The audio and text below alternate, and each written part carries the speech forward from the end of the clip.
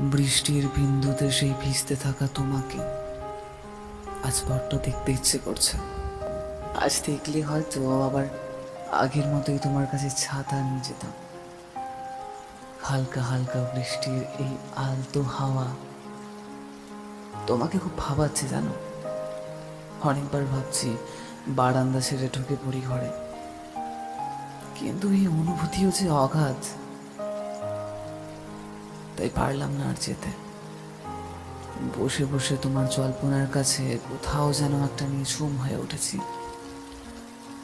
মনে হচ্ছে তোমার স্মৃতি আজ আমায় মহুয়া দিয়েছে বুঝি, যার ঘরে আমি এখনো নিস্তেজ, এখনো নিস্তেজ।